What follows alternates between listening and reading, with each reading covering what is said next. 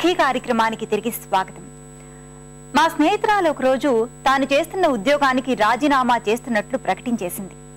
మరో 2 ఏళ్ల వరకు మరో ఉద్యోగం వెంటనే దొరక్కపోయినా బతకగలనే ధైర్యం వచ్చిన వెంటనే చేసిన పని ఉన్న ఉద్యోగానికి వీడ్కోలు పలకడం. మేమెవ్వరం మా స్నేహితురాలు అంత మూర్ఖంగా ప్రవర్తిస్తుంది అనుకోలేదు. చేసిన పనికి పశ్చాత్తాప పడుతుందేమో తీరిగ్గా అని అనుకున్నాను. ఒక సెలవు రోజు తీరిక చేసుకుని మా ఫ్రెండ్ ఇంటికి వెళ్ళానండి. దిగులు పడుతూ ఉంటే ఓదార్చవచ్చు, ధైర్యం చెప్పొచ్చనే ఉద్దేశంతో నేనున్నాను. కానీ అక్కడి పరిస్థితి వేరుగా ఉంది. అదేంటో ఈ కార్యక్రమం తర్వాత.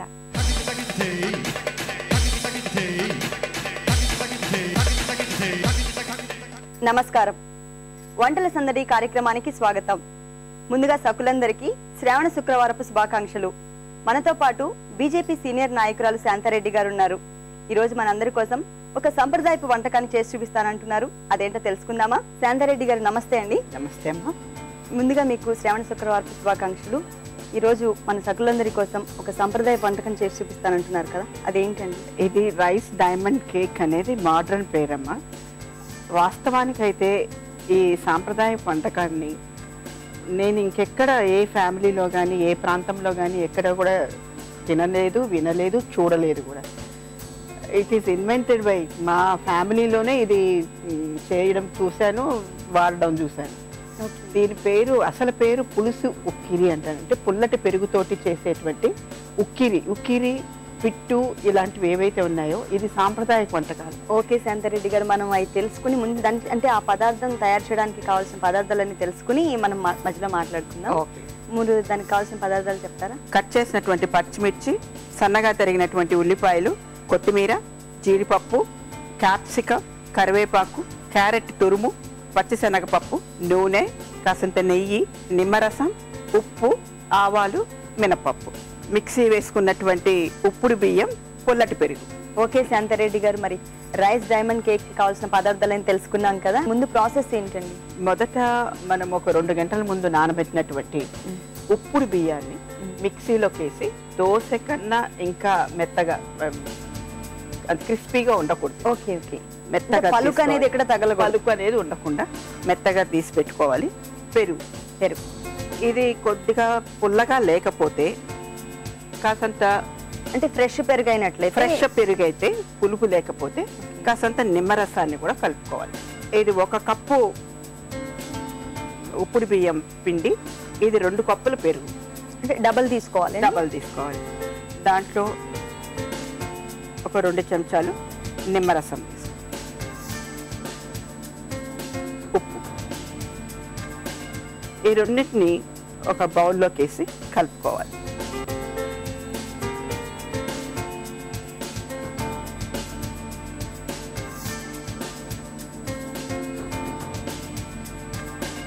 పిండి పెరుగు కూడా బాగా కలిసిపోవాలి. నెక్స్ట్ ఏంటండి? ఇది మిక్స్ చేసుకున్నాము. ఇప్పుడు ప్యాన్ స్టవ్ ఆన్ చేయాలా లేకపోతే డైరెక్ట్? డైరెక్ట్ వెలిగి, ఇది చిన్న మంట మీద పెట్టుకుంటే మంచిది. దీంట్లో ఏంటంటే కొద్దిగా నూనె ఎక్కువే పడుతుంది. నూనె ఏదైనా నూనె ఎక్కువ వేస్తే కమ్మగా ఉంటుంది.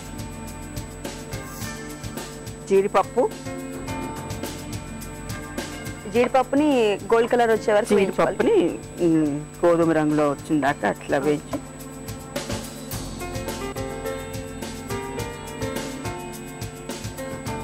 ఆ తర్వాత తాలింపు వేస్తున్నారా? ఆవాలు,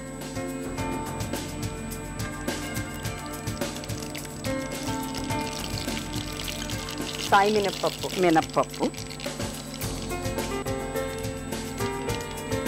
శనగపప్పు. ఇది పిల్లలకి ఇష్టం కాబట్టి ఇంకొంచెం కూడా వేసుకోవచ్చు. కొద్దిగా కరివేపాకు, పచ్చిమిర్చి. పెద్దలు ఇష్టపడతారనుకుంటే కొంచెం, అంటే దీంట్లో ఇంకా కారం సపరేట్ కారం అనేది లేదు, ఉండదు.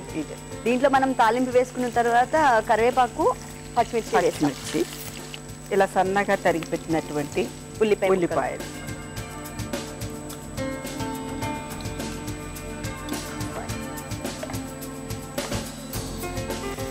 ఇది వేగాలండి బాగా? ఇది బాగా దూరగా వేగాలి. మొత్తం కూడా దగ్గరకు వచ్చి బాగా గోధుమ రంగులోకి వచ్చి వేగిన తర్వాత కలపండి.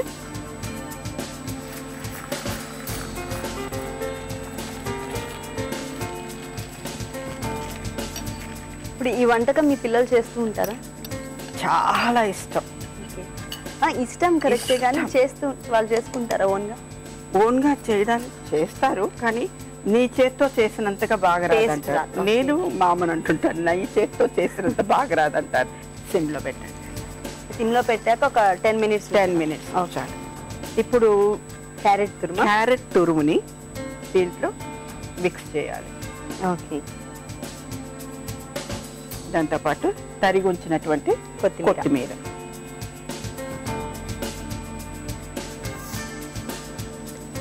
అయిపోయింది కదా? అయిపోయినట్టే. స్టవ్ ఆఫ్ చేసానండి. స్టవ్ ఆఫ్ చేయండి. ఓకే. ఇప్పుడు ఈ మిశ్రమాన్ని ఆ ప్లేట్గా ఇవ్వండి.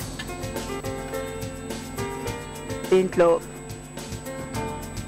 కాస్త నెయ్యి, ఓకే, వేడి నెయ్యి అయినా పర్వాలేదు, అది వేడి మీద ఉంటుంది కాబట్టి ఇట్లా ప్లేట్ అంతా కూడా అప్లై చేసుకోవాలి.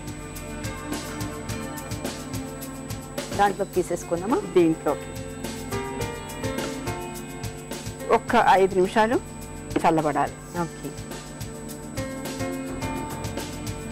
కట్ చేసుకోవాలి. ఒక్కొక్క డైమండ్ లో ఒక్కొక్క జీడిపప్పు గార్నిష్ చేసుకోవడానికి. ఈ గార్నిషింగ్ కి ఎక్కువ క్యాప్సికమ్ యూస్ చేస్తాం. క్యాప్సికమ్,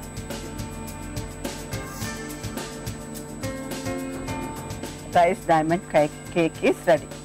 నేను టేస్ట్ చూడడానికి రెడీ ఉన్నాను. రైస్ డైమండ్ కేక్ టేస్ట్ చూసే ముందు దీనికి కావాల్సిన పదార్థాలు, తయారు చేసే విధానం మరొకసారి చూద్దాం. రైస్ డైమండ్ కేక్ తయారు చేయడానికి కావాల్సిన పదార్థాలు: కరివేపాకు, పచ్చిమిరపకాయ ముక్కలు, నెయ్యి, క్యాప్సికమ్ ముక్కలు, కొత్తిమీర, క్యారెట్ తురుము, జీడిపప్పు, ఆవాలు, ఉల్లిపాయ ముక్కలు, పచ్చిశనగపప్పు, మినప్పప్పు, ఉప్పు, నూనె, నిమ్మకాయ రసం, పెరుగు, బియ్యపిండి. రైస్ డైమండ్ కేక్ తయారు చేసే విధానం: ముందుగా 2 గంటల ముందు నానబెట్టి మెత్తగా రుబ్బిన ఉప్పుడు బియ్యం, పెరుగులో కొద్దిగా ఉప్పు, నిమ్మరసం కలిపి అందులో ఉప్పుడు బియ్యం పిండిని కూడా బాగా కలిపి పక్కన ఉంచాలి. ఇప్పుడు స్టవ్ ఆన్ చేసి పాన్ పెట్టి అందులో ఆయిల్ వేసి జీడిపప్పును వేయించుకోవాలి. తర్వాత అందులో ఆవాలు, మినప్పప్పు, శనగపప్పు, కరివేపాకు, పచ్చిమిర్చి, ఉల్లిపాయ ముక్కలు వేసి మగ్గనిచ్చి ముందుగా కలిపి ఉంచిన మిశ్రమాన్ని కూడా ఇందులో వేసి సిమ్ లో 10 నిమిషాలు ఉంచాలి. తర్వాత క్యారెట్, కొత్తిమీర వేసి 2 నిమిషాలు ఉంచి తర్వాత సర్వింగ్ ప్లేట్ లోకి తీసుకుని మొత్తం దగ్గరగా వచ్చేటట్లు చేసి డైమండ్స్ లా కట్ చేసుకుని జీడిపప్పు, క్యాప్సికమ్ తో గార్నిష్ చేయాలి. అంతే, rice diamond cake ready. Rice diamond cake తయారు చేయడానికి కావాల్సిన పదార్థాలు, తయారు చేసే విధానం తెలుసుకున్నారు కదా? ఇప్పుడు టేస్ట్ చూద్దాం.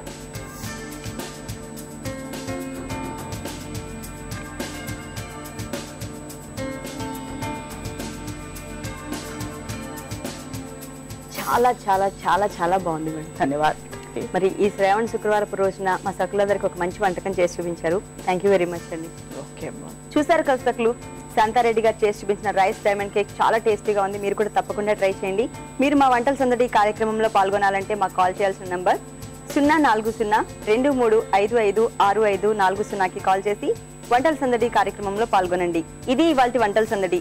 తిరిగి రేపటి వంటల సందడిలో మరో వెరైటీ ఐటెంతో మళ్ళీ కలుద్దాం. అంతవరకు సెలవు. నమస్తే.